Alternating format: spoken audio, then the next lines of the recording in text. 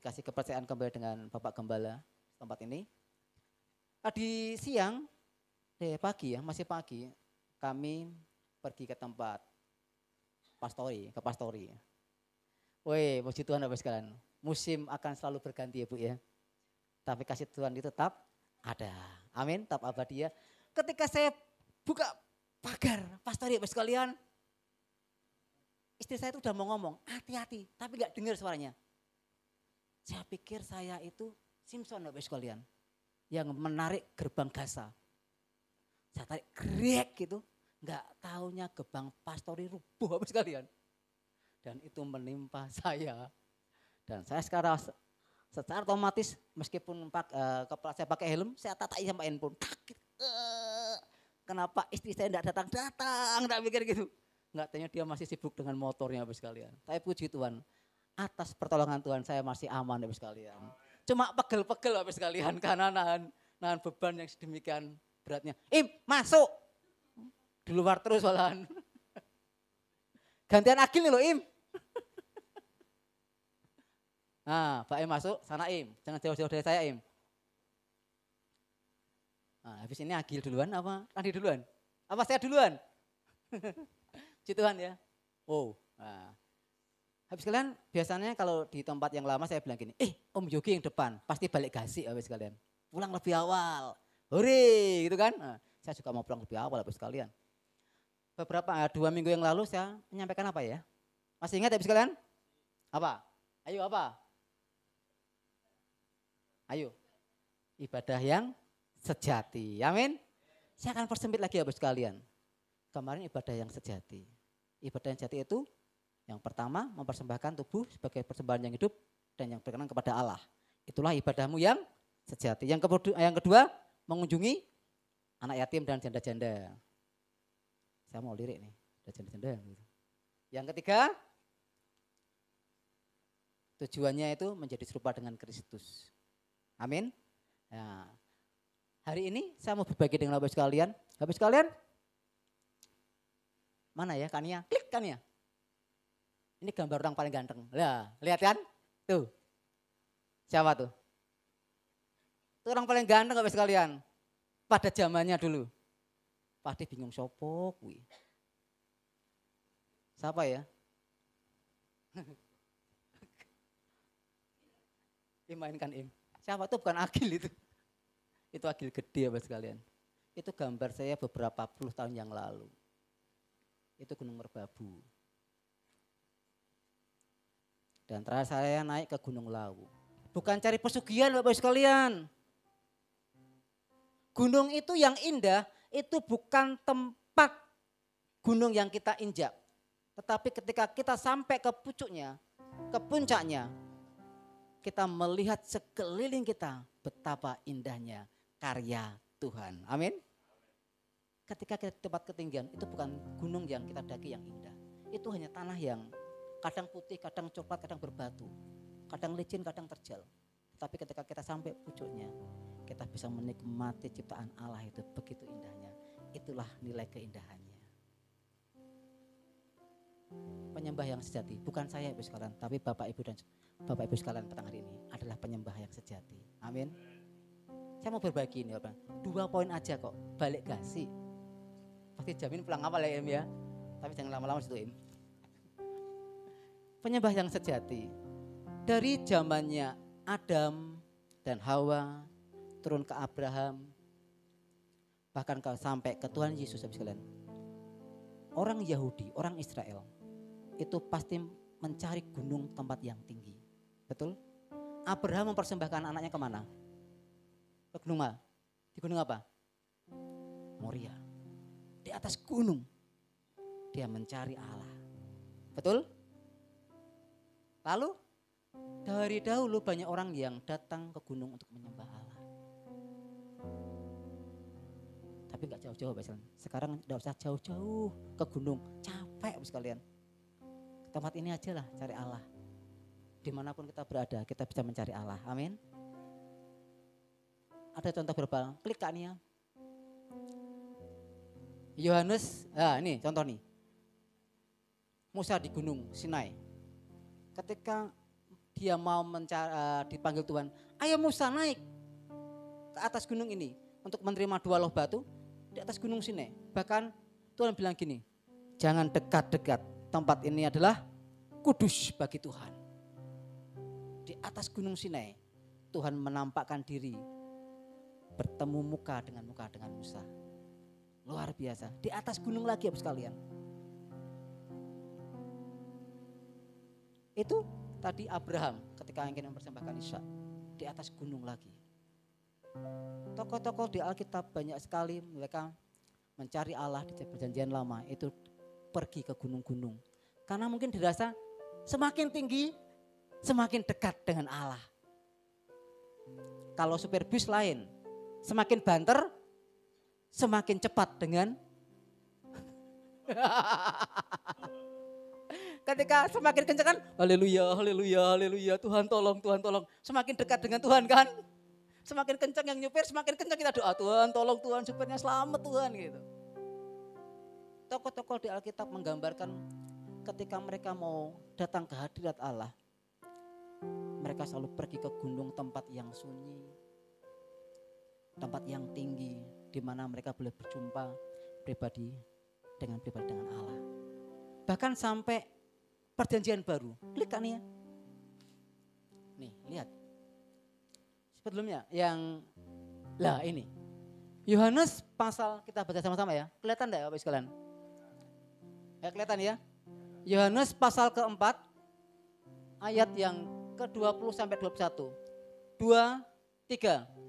Nenek moyang kami menyembah di atas gunung ini, tetapi kamu katakan bahwa Yerusalemlah tempat orang menyembah. Kata Yesus kepadanya, percayakah kepadaku, hai perempuan, saatnya akan tiba bahwa kamu akan menyembah Bapa bukan di gunung ini dan bukan juga di Yerusalem. Amin. Puji nama Tuhan sekalian. Enggak usah pergi jauh-jauh ke Yerusalem untuk menyembah Tuhan. Di Bethlehem tempat ini ada Tuhan, amin. Di sini ada Roh Kudus. Enggak usah jauh-jauh ke Yerusalem. Duitnya akeh Bapak sekalian. Enggak perlu jauh-jauh kemana, ke Getsemane ya, Bukit Doa. Seringkali ke Semarang, ke Ungaran, yuk aku biar fokus, pergumulanku berat, ke Getsemane. Duduk diam di sana, saya mau dengar suara Tuhan. Yang didengar bukan suara Tuhan, melainkan suara jangkrik dan kodok. Krik, krik, krik, kung, kung di tempat yang sunyi. Bener enggak? Iya, kadang-kadang kita kayak orang apa ya, aneh gitu. Pergi ke tempat sunyi, menyunyikan diri, duduk diam di atas bukit itu. Kung, kek. Suara apa itu ya? Ngengat yang dengar, bukan suara Tuhan. Tokek ya, tokek. Kayak siapa? Tokek. Bukan di gunung sana, bukan di gunung sini. Bukan di Yerusalem, tetapi tiba saatnya akan menyembah dalam roh dan kebenaran. Klik kan ya. Pasti sependapat tapi sekarang. Saya juga sependapat dengan ini. Ketika tirai bait suci, ketika Yesus disalibkan, tirai bait suci terbelah jadi 2. Dan itu prakarsannya bukan dari manusia, tetapi dari Allah. Karena robeknya dari atas, krek. Bahkan dalam tirai bait suci kini telah terbelah karena Kristus telah merelakannya. Dan itu menjadi bukan pembatas lagi, tetapi menjadi tempat di mana kita boleh menghampiri Allah yang Maha Kudus itu. Betul? Zaman dahulu sekalian, ketika bait suci dibangun, itu ada yang namanya pelataran, betul? Pelataran, halaman pelataran, ruang kudus, bahkan ruang Maha Kudus di mana hanya ada imam tinggi yang boleh masuk ke sana. Dan itu hanya setahun sekali membawa korban seluruh bangsa Israel. Dekat mati. Bahkan kalau imam itu enggak layak, di punggungnya sini dikasih kelintingan Bapak sekalian. Dinding gitu. Bahkan kayak Yohanes Pembaptis, Yohanes saudaranya Maria itu ketika dia masuk ke bait kudus untuk berdoa minta Yohanes, ayahnya Sakaria itu dikasih sini loh kelintingan. Supaya dia ketika dia enggak layak mati, yang ngambil juga enggak mati. Ditarik Bapak sekalian. Ting. Oh, masih hidup. Ting. Masih hidup. Kayak orang naik gunung Bapak sekalian. Enggak tahu zaman sekarang pakainya talkie ya sama HP ya. Hai, di mana kamu? Di pos 2, pos 3. Zaman saya itu naik gunung belum ada itu Bapak sekalian. Pakainya kelintingan sapi itu loh. Ting. Oh, sebelah sana temanku. Gelap. Ting. Cep. Apa ya kok anget ya? Gak taunya kena letong sapi kebu. Bapak sekalian, ketika tirai baju terbelah, semua orang dapat menghampiri tata Allah karena kasih karunia-Nya. Amin. Ibrani katakan apa? Nih ya, tolong baca ini ya.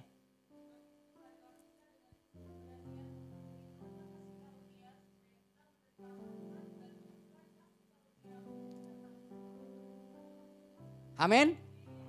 Kasih karunia Allah itu memampukan kita menghampiri Allah yang kudus ya Bapak sekalian. Gak perlu bawa korban-korban yang gede, tetapi hanya butuh iman kepada Yesus Kristus. Kita bisa menghampiri tahta Allah itu. Karena pengorbanan Yesus. Yes, saya setuju. Tetapi yang namanya iman, itu harus ada perbuatan. Iman tanpa perbuatan, hakikatnya adalah mati. Sore hari ini Bapak sekalian, saya mau mengajak Bapak sekalian belajar dari Mazmur. Klik. Namun lebih dari sekedar tempat, Mazmur menggambarkan karakter penyembah Tuhan yang sejati. Daud itu penyembah Allah yang sejati. Amin. Mazmurnya 150. Itu lagu-lagu puji-pujian. Dan dia seorang penyembah yang sejati.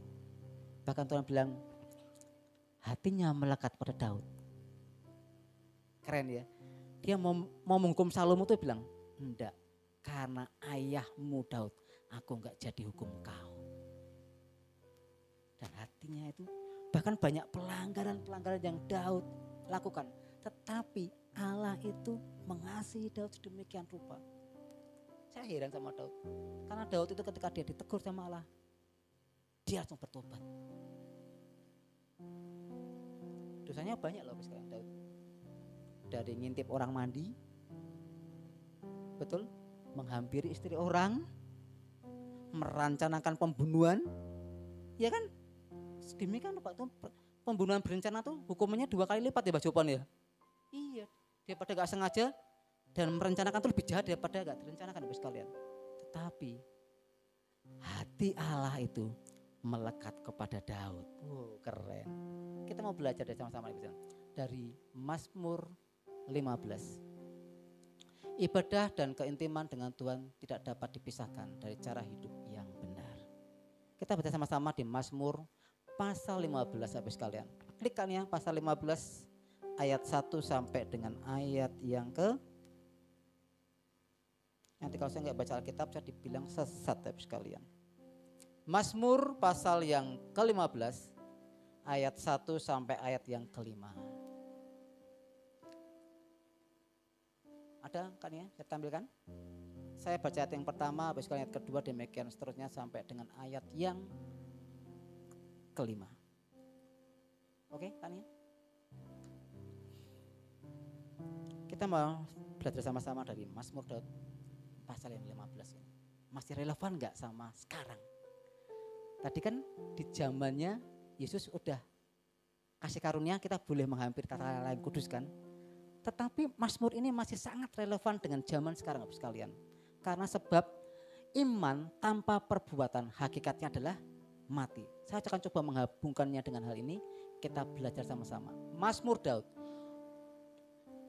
Tuhan, siapa yang boleh menumpang dalam kemahmu? Siapa yang boleh diam di gunungmu yang kudus? Monggo sekalian, 2.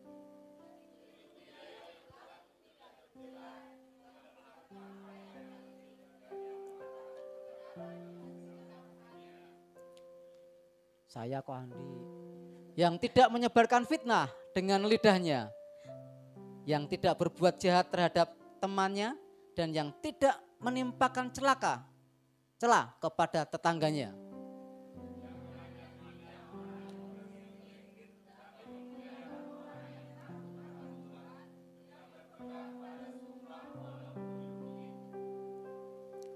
Yang tidak meminjamkan uang dengan makan riba dan tidak menerima suap melawan orang yang tidak bersalah. Siapa yang berlaku demikian tidak akan goyah selama-lamanya. Amin. Keren kan? Masih relevan gak Om Yogi? Masih Bapak sekalian. Sebab iman tanpa perbuatan hakikatnya adalah mati. Mazmur Daud pasal 15 mengatakan bahwa siapa sih Tuhan yang boleh datang ke gunungmu yang kudus? Siapa yang boleh menumpang di kemahmu? Dikatakan orang yang tidak bercela Bapak sekalian. Orang yang seharusnya mengakui orang beriman harusnya hidupnya tidak bercela. Mazmur ini menggambarkan Bapak sekalian bagaimana dia intim dengan Tuhan. Tanpa iman kita tidak dapat menghampiri Allah yang kudus. Tetapi setelah kita beriman kepada Yesus, harusnya wujud iman itu timbul dalam setiap tindakan kita dan karakter kita. Betul? Kita ngaku kenal Yesus. Tapi kalau tindakan kita enggak, no. Klik kan ya. Bagaimana cara hidup yang benar menurut pandangan Allah? Mazmur. Klik. Yang pertama Bapak sekalian, berlaku tidak bercela, melakukan apa yang adil dan mengatakan kebenaran dengan segenap hati. Kuncinya di mana Bapak sekalian? Hati. Jagalah hati. Dengar lagu ini? Jangan kau. Jagalah hati. Lentera hidup ini bujurnya siapa lo? Haha. Amsal 4 ayat 23. Jagalah hatimu dengan segala kewaspadaan. Karena dari situlah terpancar kehidupan. Mau buktinya Bapak sekalian? Apa yang timbul di hati kita, itu yang akan kita pikirkan. Kalau itu enggak sinkron dengan sini, bahaya Bapak sekalian. Betul? Apa yang timbul di hati kita malam hari ini, kalau hatimu tuh condong ke pawon atau kejemuran yang belum mbok entasi, ya pikiran mikir gini, iya ya, jemuranku belum tak angkat. Sepatuku belum tak cuci, besok aku sekolah. Segala yang dalam hati kita, itu yang kita pikirkan, betul? Apa yang kita pikirkan, itu yang akan kita ucapkan. Kalau ini enggak dengan apa yang kita katakan enggak sinkron dengan otak kita, itu bahaya lagi. Kayak orang yang di pinggir, bapaknya mudeng gitu. Kayak orang yang di pinggir jalan yang sekanya membung-bung gini lah misalnya. Sepanjang Tegal itu kalau lihat, tapi sekarang saya enggak pernah lihat karena saya ada di Cirebon sekalian. Masih ada ya orang yang hitam, kecil gitu, enggak pakai baju, pakai celana tok, ubung-ubungnya muter-muter tok itu. Itu antara sini ke sini sama sini enggak sinkron Bapak sekalian. Konslet.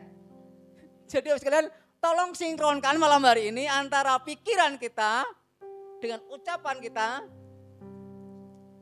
Hati, pikiran, ucapan harus sinkron Bapak sekalian. Jangan sampai badannya di sini, pikirannya ke sana, nanti mulutnya kemana lagi gitu. Bingung Bapak sekalian, terpisah-pisah. Apa yang dalam hati kita itu yang kita pikirkan. Apa yang kita pikirkan itu yang kita ucapkan. Apa yang kita ucapkan itu yang kita lakukan, kita laksanakan Bapak sekalian. Jangan NATO ya Im ya. No action talk only. Ngomong tok enggak ada prakteknya ya Bapak sekalian. Yang kita lakukan berulang kali itu akan menjadi kebiasaan atau gaya hidup. Apa yang kau lakukan dan kerjakan sepanjang hari ini? Apa yang kau pikirkan? Apa yang kau simpan dalam hatimu petang hari ini? Hanya Tuhan dan saudara yang tahu. Saya nggak ngerti. Bapak Gembala nggak ngerti. Hanya Bapak Ibu saudara sekalian yang tahu dengan Tuhan. Aku lagi mikirkan apa. Jangan sampai kita duduk di tempat ini, tetapi hati kita melayang-layang. Gasku entek. Aku belum liwat Bapak sekalian. Untuk bodin. Pak Adaya jujur. Jujur kacang hijau dong untuk bodin. Klik kan ya.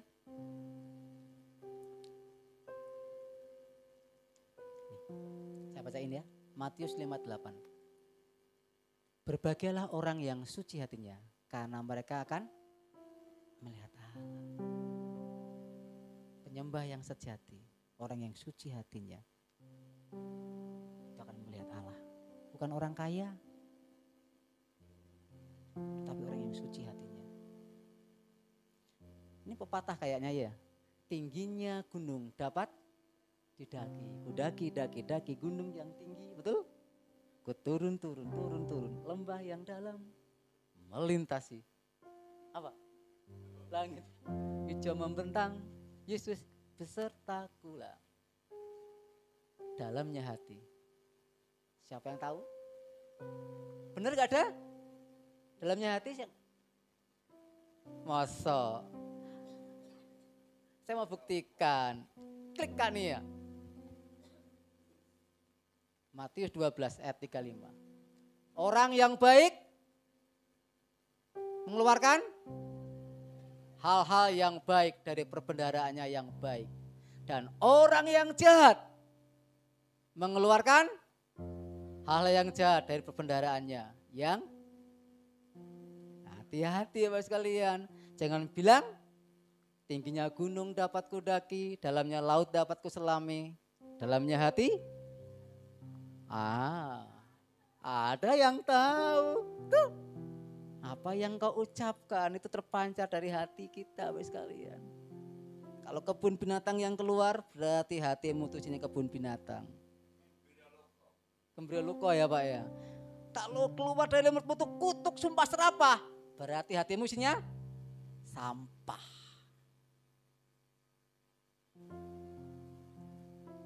Ngeri. Yes, Ki.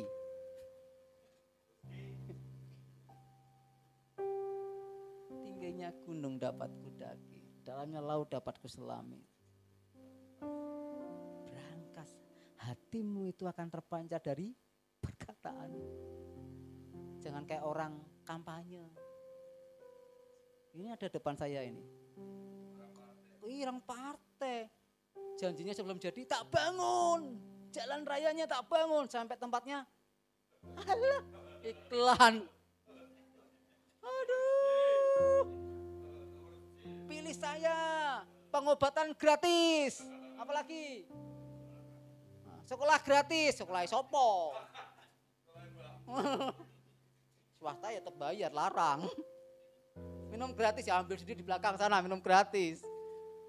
Jangan sampai Bapak sekalian, ucapan kita itu berarti cerminan hati kita. Ya, amin bersama ya.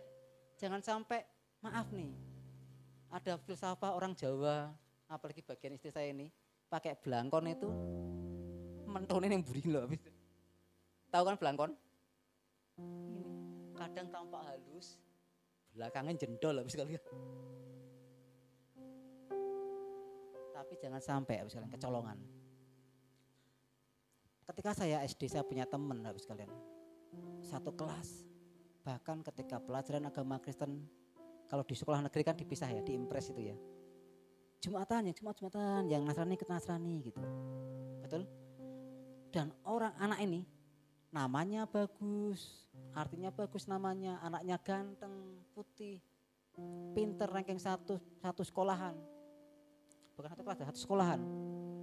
Halus sekali di sekolahan. Tetapi Bapak sekalian, ketika kami tiba-tiba sidak ke rumahnya, dia lagi maki-maki orang tuanya dengan gembira luko. Dari hewan yang kakinya 2 sampai kakinya 1000. Keluar semua. Gara-gara uang jajannya kurang. Kok tengok-tengok sih? Curiga saya. Senyum-senyum kayak pelaku ini. Jangan sampai. Bahaya ya, dari hati itu terpancar kehidupan. Ini bah, jawaban mesti hafal. Pola ajining diri sekeng lati. Ajining diri sekeng lati, ajining rogo busono. Ajining atau lagi apa Mbah? Ajining lati. Nah, itulah pokoknya. Ajining diri sekeng pola lati. Iya. Ajinya kita, berharganya kita itu dari lidah kita. Ilat. Iya, bukan belati ya Pak ya. Tajam Pak. Oke, lanjut Kak Nia. Wih, saya pinter bahasa Inggris kayak Pak Pontas nih, nyanyi gembalanya. Tolong dibacain, saya nggak ngerti bacanya nih. Saya takut salah. Teti, bacaan apa Tet? Bahasa Inggris. Im. Waduh, nggak ngerti. Akil. Aduh, lanjut. Kok Adi. Baca apa enggak? Oh, Adi. Ini bacanya saya enggak ngerti, daripada saya salah gitu loh. Pak Pasaribu nanti logatnya logat Batak. Repot saya. Bos John Wesley. Artinya apa Kak Nia? Siapa John Wesley? Siapa John Wesley? Kenal enggak kita? Jelas enggak. Zaman 1600-an. Tapi kita bisa baca sejarahnya dia. John Wesley ini seorang pengkhotbah terkenal sekali, KKR di mana-mana. Menjadi bukti bahwa penjaga hati dalam kunci menghadapi segala situasi. Penyembah yang benar itu enggak tergantung pemain musik. Amin. Penyembah yang benar tidak tergantung musim kehidupan kita. Amin. Mau musimmu sedih, musimmu lagi melo, musimmu ndak enak dimarahin istrimu, ndak dikei duit bojomu, enggak tergantung musim. Bu Baim kayaknya saya curiga, apa lihat saya lagi dimarahin istri saya, enggak ngaruh habis kalian.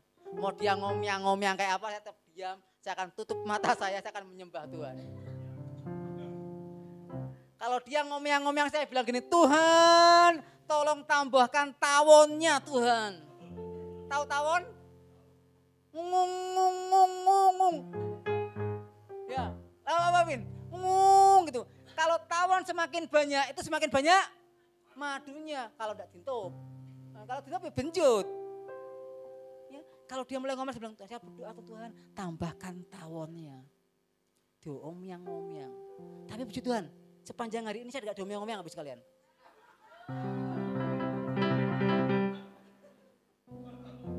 Iya, sepanjang saya kemarin pulang Jumat Sabtu malam sampai hari ini saya berdiri tempat ini, saya belum ngomyang.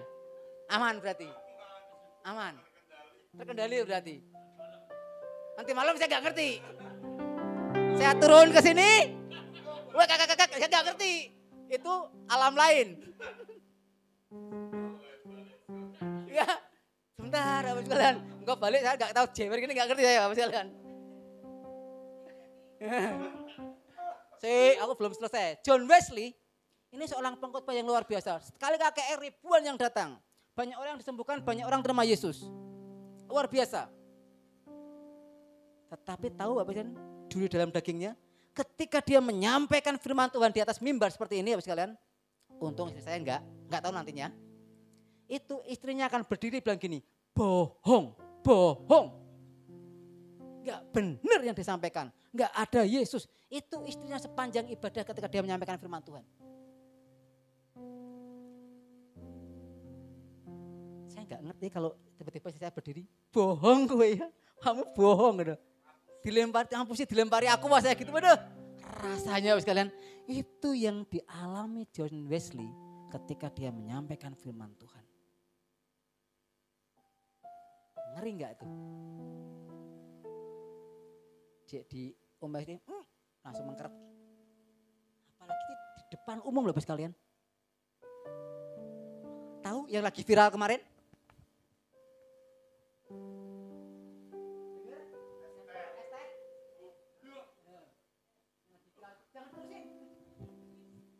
Yang lagi itu yang lagi itu, Bapak sekalian.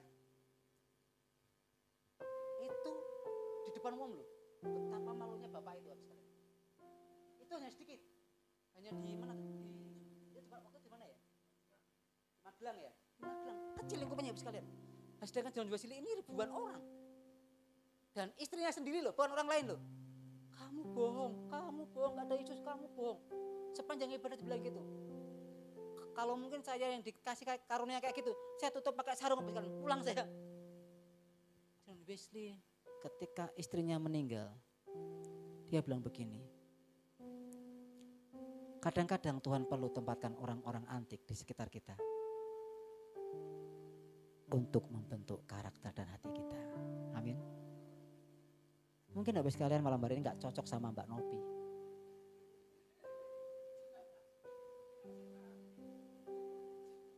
Mbak Esteh.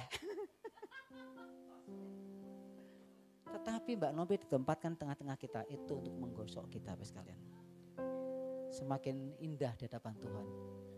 Mungkin saudara bilang gak cocok sama yang namanya Pak Handoyo. Kerasnya minta ampun. Haleluya. Gitu. Tapi Pak Handoyo itu dibutuhkan di gereja biar gak tidur semua orang.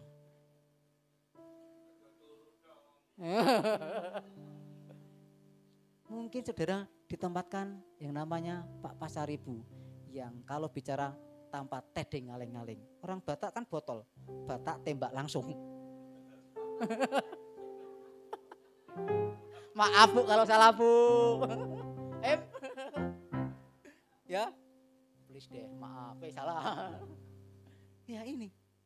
Keanekaragaman kita, keunikan kita ditempatkan satu dengan yang lain itu untuk membentuk satu dengan yang lain. Supaya kita menjadi serupa dengan Kristus. Amin. John Wesley, contoh yang baik. Orang yang melukai kita, orang yang menyakiti kita, itu bukan orang yang di Kalimantan sekalian, atau di Sumatera, atau di Sulawesi. Tetapi orang yang satu tarangan dengan kita. Satu tempat ini yang sering melukai kita. Betul? Tidak mungkin dong yang namanya anti yang nyakiti orang di Kalimantan sana. Jauh banget. Yang nyakitin yang paling ya Om Yogi. Ti, tangin ti. Yang nyakitin Tante Ayung ya paling Yogi yang suka ngusilin. Nggak mungkin disakitin sama orang Papua sana. Iteng. Bingung Tante nanti. Nggak kenal. Ya. Lanjutkan ya.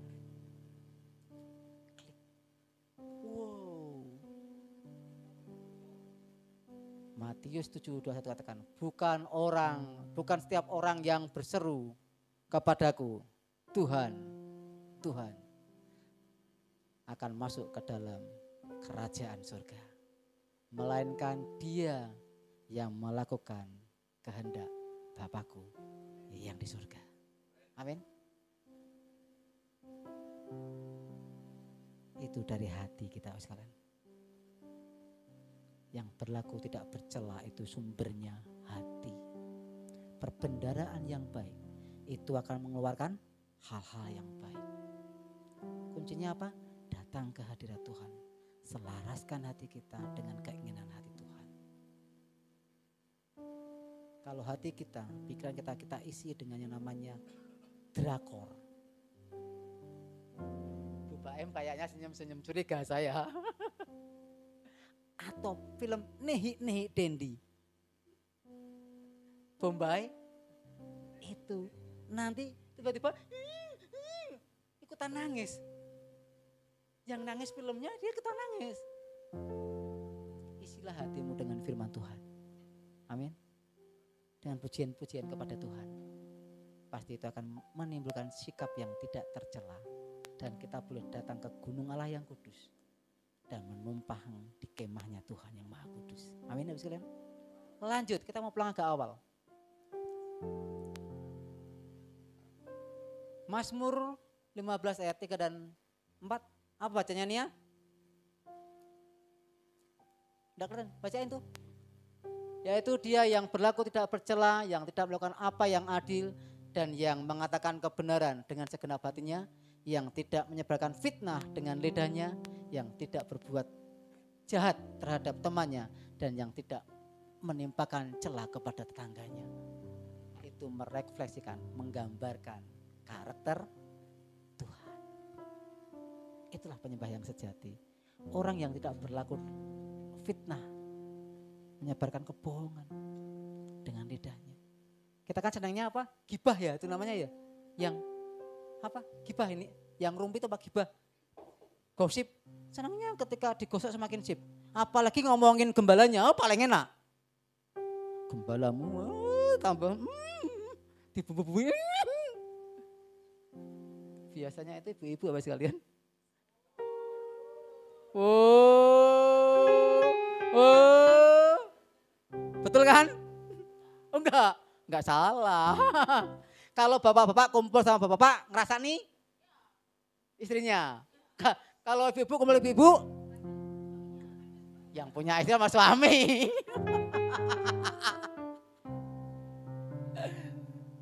Kalau Agil kumpul sama Baim sama Randi yang dibahas bukan siapa-siapa. Game. Kita tekan level piro, kita tekan level piro. Enggak tahu ya. Lanjut kan ya. Nih. Yang kedua dan yang terakhir. Yang memandang hina orang yang tersingkir tetapi memuliakan orang yang takut akan Tuhan. Mazmur ini sekalian, orang yang tersingkir di Mazmur ini konteksnya adalah orang-orang yang memberontak kepada Tuhan. Ngeri. Pemberontak itu dari luar atau dari dalam? Dari dalam sekalian. Antikris itu timbulnya bukan dari luar, tapi dari dalam. Jauh-jauh sebelum kedatangan Yesus. Mazmur 15 menggambarkan. Yang memandang hina orang yang tersingkir tetapi memuliakan orang yang takut akan Tuhan, yang berpegang pada sumpah walaupun rugi. Orang yang menepati janji. Orang yang boleh menumpang di gunungnya Tuhan, yang boleh tinggal di kemahnya Tuhan. Orang seperti ini. Bersyukur pada Tuhan Bapak sekalian. Bapak Gembala kita itu rajin yang namanya kunjungan. Meskipun dimarahi sama Bu Gembala, hari-hari tertentu gak boleh keluar sampai jauh siang gitu. Tetapi beliau masih kunjungan ke tempat-tempat orang-orang yang tersingkir Bapak sekalian. Masih kesana kemari. Dengan sibuknya Pak Pendeta. Tetapi tersingkir tempat ini, itu adalah orang yang tidak takut akan Tuhan Bapak sekalian. Ini orang Israel sendiri. Orang yang berontak konteksnya ini orang Israel Bapak sekalian. Mungkin kita bilang, aku enggak om, aku enggak. Di pelajaran Bapak sekalian, ada yang namanya klik. Ateis praktis sama ateis teoritis. Orang yang enggak percaya Tuhan namanya ateis. Kita ateis bukan? Wah bener, kita bukan ateis. Bapak Ibu percaya Tuhan? Betul. Kita belajar sama-sama ya. Nanti, weh, gek kuwi aku gitu. Lihat nih, pelaku-pelaku pemberontak seringkali berasal dari orang yang sudah lama mengenal Tuhan, bahkan dari kecil. Dari kecil, sekolah minggu, dari remaja, ikut remaja, gede-gede akhirnya memberontak kepada Tuhan. Sakitnya tuh di sini ya sekalian. Ateis praktis. Itu dia yang praktis itu gini. Prakteknya, teorinya dia kenal, mengakui adanya Tuhan. Betul? Wah Tuhan itu ada, Tuhan maha besar, Tuhan maha mulia, Tuhan maha kudus. Tuhan itu ada, Tuhan menciptakan alam semesta ini. Itu teorinya. Prakteknya, no way kata Baju Apon. Mau buktinya?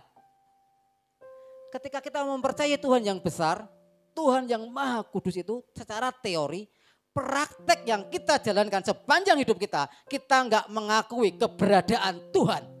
Itu yang namanya ateis praktis. Kepala kita, pikiran kita mengakui Tuhan itu ada. Tetapi sikap hidup kita, karakter kita tidak menggambarkan bahwa Tuhan itu ada bersama dengan kita.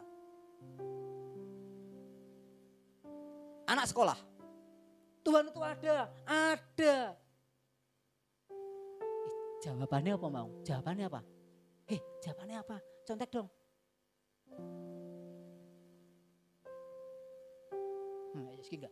Enggak, Mbak. Agil tempo dulu.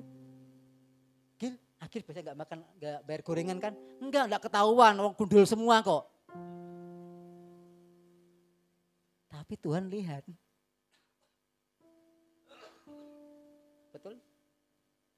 Yang bekerja datang terlambat, enggak tepat waktu. Alasannya pelayanan. Wah, aku lagi pelayanan, terlambat kerja. No. Jangan ya, Dek ya. Sikap hati kita ketika kita percaya adanya Tuhan, harusnya karakter dan tindakan kita menggambarkan Tuhan itu ada. Betul?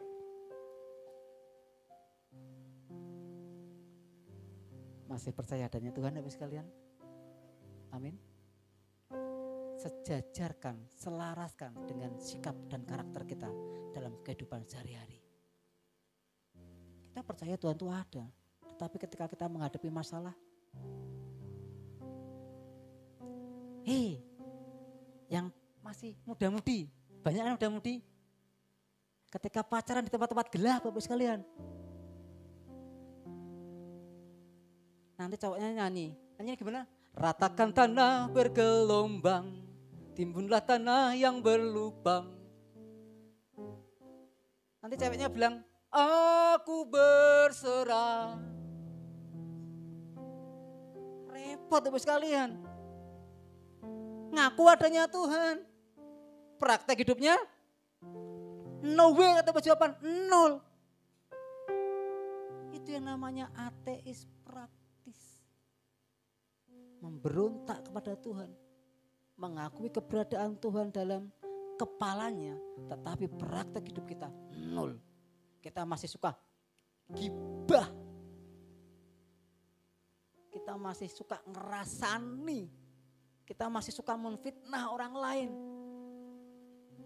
Apalagi kita yang senengi habis gosip kan, semakin digosip semakin sip.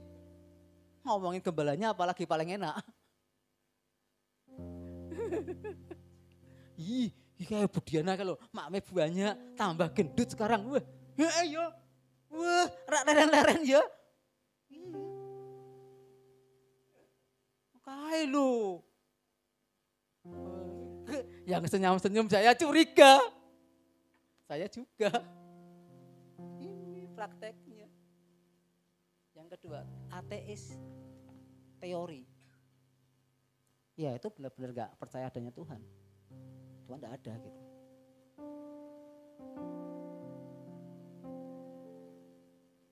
Mari sekalian.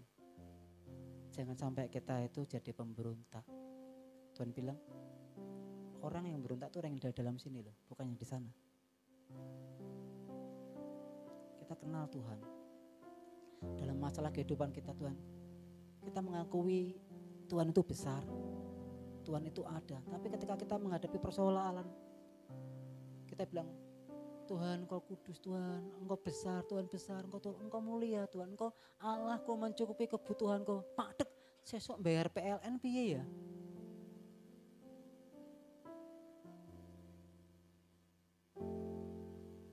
Dan masalah kita itu lebih besar daripada Tuhan kita.